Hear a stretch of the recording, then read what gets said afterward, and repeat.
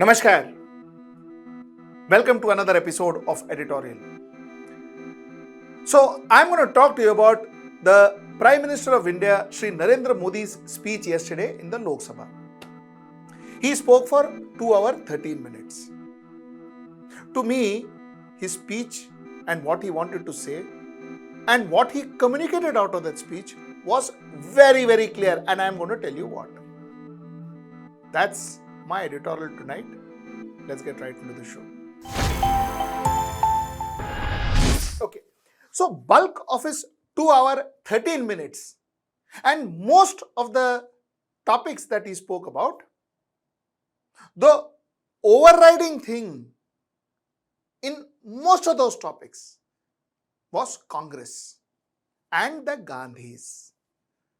So before I start even decoding what he said, let me tell you one thing is very, very clear. The Prime Minister of India in the Lok Sabha, on one of the most crucial speeches in India in the last at least 5 years, one of the most crucial speeches, the overriding factor was Congress and the Gandhis. What that made me realize is that the most important party for Bharatiya Janata Party, the biggest competitor for Bharatiya Janata Party, and one of the parties that Bharatiya Janata Party is really concerned about is the Congress.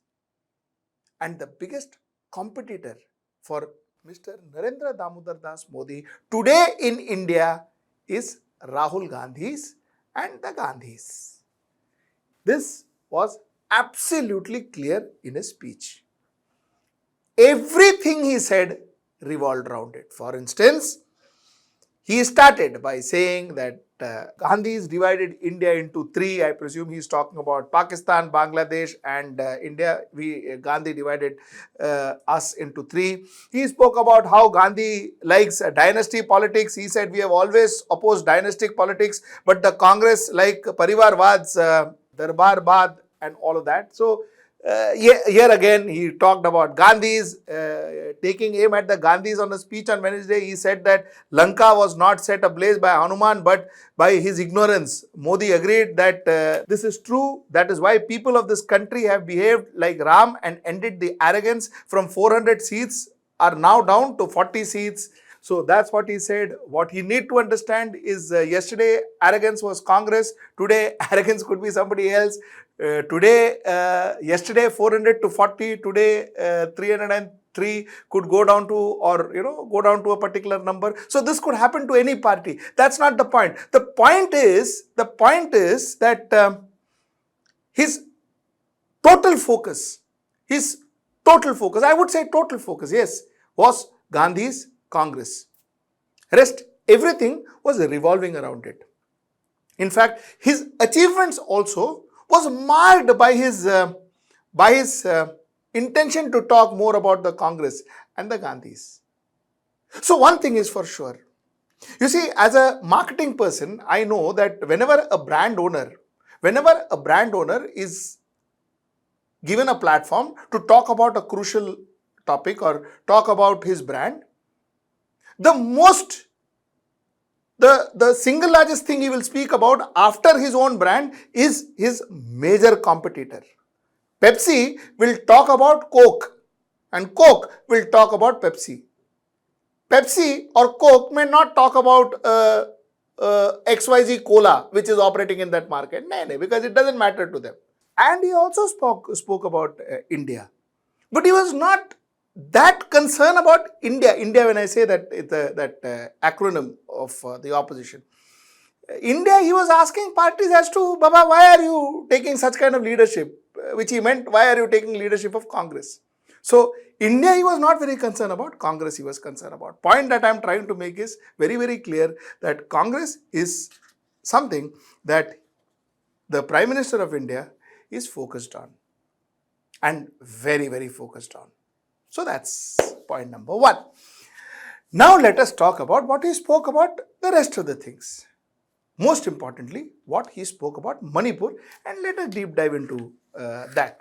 He started by saying that yesterday Amit Shah said that an order came from the High Court of Manipur which saw a sequence of events that led to violence in the state.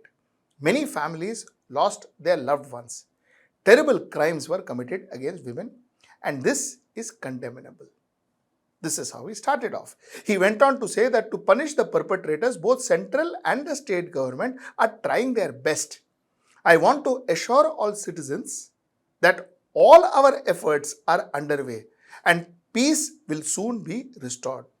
Manipur will move forward with the new Atma Vishwas, self-confidence towards development soon.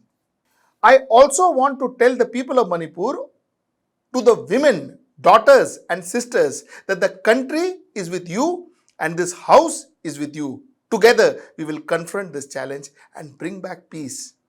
I want to tell Manipur that we are trying our best to ensure Manipur moves forward soon.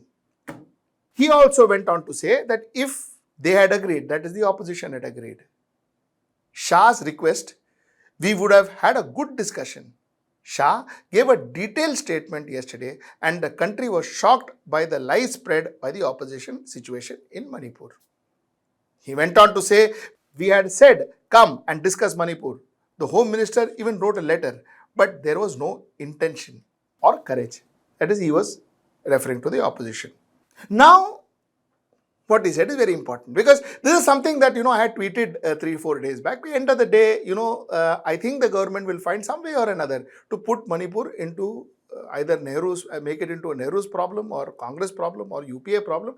I was more or less sure about it, and that's exactly what he said. He said Manipur's problems are being presented as if these problems have started recently.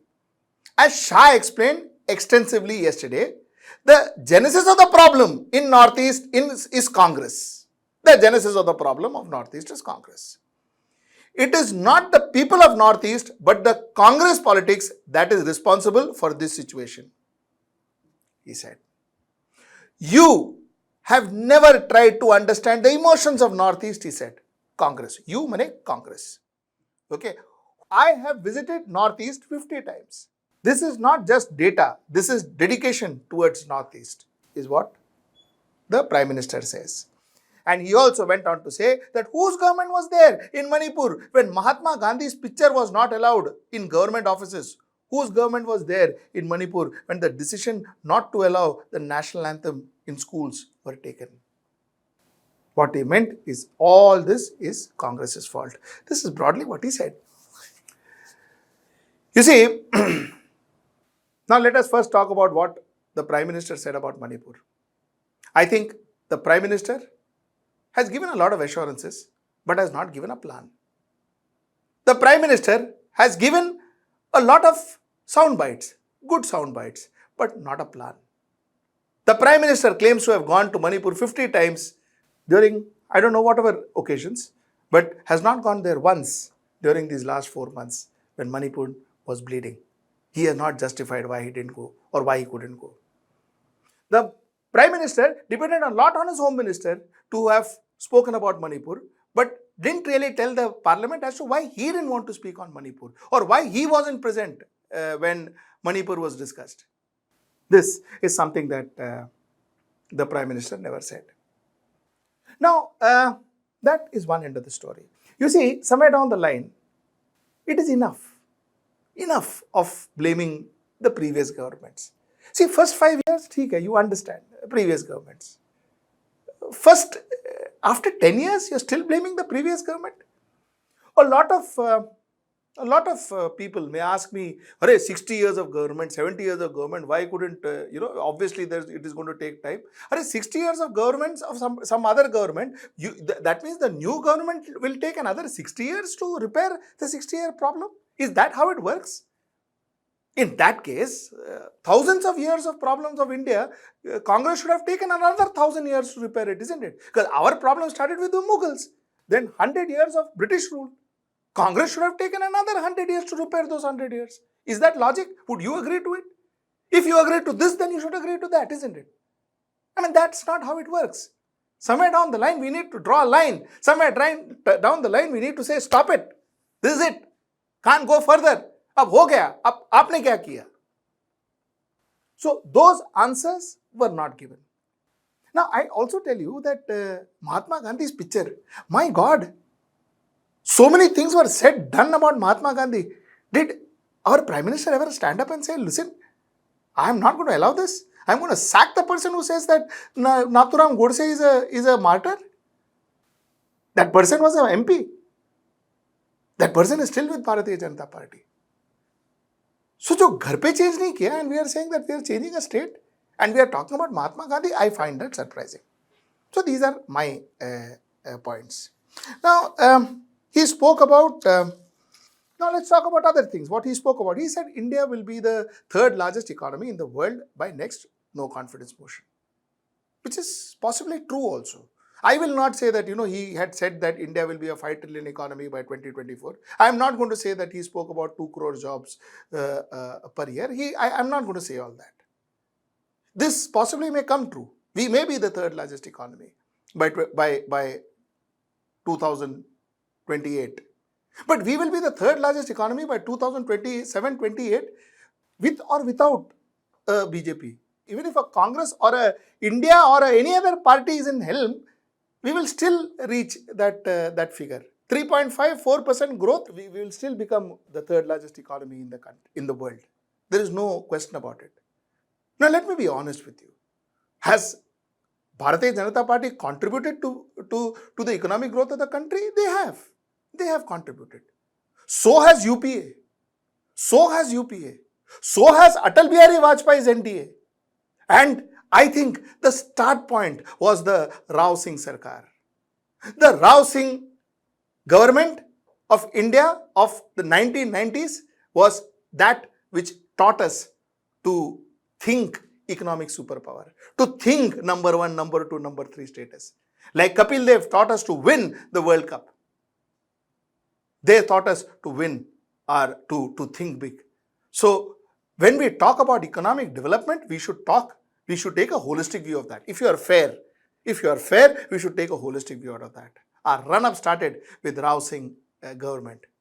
And it's been steady. There were some flaws made by Atal Bihari Vajpayee. There were some flaws by Manmohan Singh governments. And there have been enough and more flaws by Narendra Modi government also in certain economic decisions. That being said, overall, they all performed okay. And that is why we are reaching where we are reaching. And to my mind, the next government that will come will also do some flaws. But overall, I think we will manage. And we will still be number 3 in the world. So number 3 is not any single government's credit. Number 3 is the collective credit of every government of India. That's the point I wanted to make. Let's go further. Okay, he spoke about his vision and he said that Congress lacks plan, vision and understanding of the economy's importance. He noted that during UPA's rule, poverty in India increased. However, since 2014, India has risen to be among the world's top 5 economies. The point again which I made. By becoming the top 5 economy in the world, that has not definitely improved a common man's life in the streets of India. A common man, the economy could be huge, our GDP could be skyrocketing, but it has not affected the common man for 2 reasons. A lot of people wrote some huge paragraphs in my last editorial about this, for the simple reason that because normally when we speak about GDP, we speak about formal economy. India has a whole lot of people who still survive in the informal economy. Those people are not included in this large growth plan of the formal economy and the GDP. So when you talk about GDP, it doesn't mean that the common man of India is flourishing. It doesn't mean that. And I don't have to put any, like I said last time, I'd say this now, I don't have to put any wagers and I don't have to put any challenges and all that. You ask yourself, are you happy than what you were before? And have you made lots of money? Have you got a huge savings in your bank? If you have, then great, I'm wrong, you're right. And if you don't, then well, what I'm saying makes sense. That's what I would say. He spoke about HAL, LIC's success. Modi said that despite opposition's allegation, HAL has emerged as a pride of the country in recording the highest ever revenue. This is what he said. And he also went on to say that they said many things about LIC, that the money of the poor will sink. But today, LIC is getting stronger. Now, this is what he says. Both cases, I would say. HAL, yes, did a fantastic job. Kudos. Now, if the government decides to take credit, fantastic. I think they have the right to take credit. So there, I have nothing to say. As far as LIC is concerned, LIC has always been something that every government has been criticized about. Every government has been criticized for misusing LIC. So is Bharatiya Janata Party government criticized. So there is nothing new. And LIC somehow has always produced results. Even previously, it has produced results. Even now, it is producing results. So again, there is... what I'm trying to say is there is no unique differentiation. There is nothing unique where you say that great, this is something that we've done. This is something that we've done. Economic liberalization, Rao Singh can say this is what we've done. It was never there before. We did it and it made a difference. Rao Singh can say that. I don't think anybody else, any other government can have that kind of a claim where you say that, listen, we made a sea change difference. Baki sab theek hai. Baki, the growth is going on, and every government should take credit for the growth that we are achieving. At least growth in paper and in graphs and all that. That growth, we all governments should take that credit. So that's there. And of course, then there were a few statements. Of course, he spoke about Congress arrogance. And to be very honest with you, I found his speech to be a little arrogant when, things like, thinking about opposition moves against him. When he was talking about opposition moves against him, the opposition has an ostrich-like approach. I thank its leaders for wearing black in the house, as I see that as Kala Tika. I convert abuses, unparliamentary language hurled at me by them into tonic. The opposition's secret power. Anyone for whom it wishes ill gets blessed instead. So he condescended. Now the point is, I think while opposition has been behaving unruly, there is no doubt about it. I will not disagree to that. What he is saying is correct. But the Prime Minister should also see his people talking in the Parliament. The way his people, his member of Parliament speaks in the Parliament. If he is trying to be fair, if he is trying to be a Prime Minister, then he has to see both. So if he sees his partyman, he may change his opinion. I think he will change his opinion, but well, it is up to him. He said that Congress is tarnishing India's image and so on and so forth. I don't think these are important factors that we could discuss, but that's what he said. I will end this editorial by saying that 2 hours, 13 minutes, he spoke a lot, but I didn't find much of content which I was looking for, because I wanted to know how is it going to affect a middle class life. How is from India from here on going to change my life? Am I going to get better healthcare, better education facilities for my family? Is my family going to lead a little better life? Is there a plan for that? Is there something that you are going to give me which will enhance the quality of my life? Because every time Prime Minister comes, he is only taken away from me. Be it demonetization, be it GST, he has taken away from me. I was hoping that he gives me something for a change. That is what I was hoping. I was hoping for him to come out and say that, listen, you know what, I have done 3, 4, 5, 6, 7, 8, 9, 10 things for Manipur. In the next 6 months, Manipur will change. I was expecting something of that sort. That didn't happen. Very sad. Very sad. Now, one of the biggest strategic error that the opposition did was to walk away. They walked out of right in between Prime Minister Narendra Modi's speech. That gave Prime Minister Narendra Modi a free house. He could speak. It was another Mann Ki Baat for him. Because there was nobody to oppose, there was nobody to contest, there was nobody to stop him, there was nobody to ask him questions. So I don't know what the opposition was thinking. I don't know what the strategy was, if at all there was one, of just walking out and allowing the Prime Minister to address the country the way he wanted it to be. So that was one more very important factor in yesterday's speech. Before I end, let me talk about Rahul Gandhi. I think Rahul Gandhi blew the biggest chance, the biggest opportunity of his life. Rahul Gandhi blew the biggest opportunities of his life. You see a lot of WhatsApp messages and all where they say Rahul Gandhi's speech got more viewership than Modi's speech, and so viewership doesn't mean that people have accepted it. I think that particular platform that Rahul Gandhi got was once in a lifetime platform. The entire country was trying to watch Rahul Gandhi and trying to say what he has to. Rahul Gandhi should have prepared himself. Rahul Gandhi, previous night, should have sat with people like Raghuram Rajan, people like P. Chidambaram, people like Manu Singhvi, people who understands law, people who understands economics, people who are working in social sectors. He should have sat with them, come to the parliament with a plan, and he should have made one of the best speeches of his life in that platform. He and Congress's fortunes would have changed. I thought he came absolutely unprepared. I thought he thought his inertia will take him, but that didn't. That platform, I don't think he is going to get ever again. With this kind of people looking forward to hearing from him, people who are for him and people who are not for him too, who are looking forward for hearing from him, which I think he blew. He blew that chance. Till I see you next time, that is tomorrow at 10 p.m. Namaskar.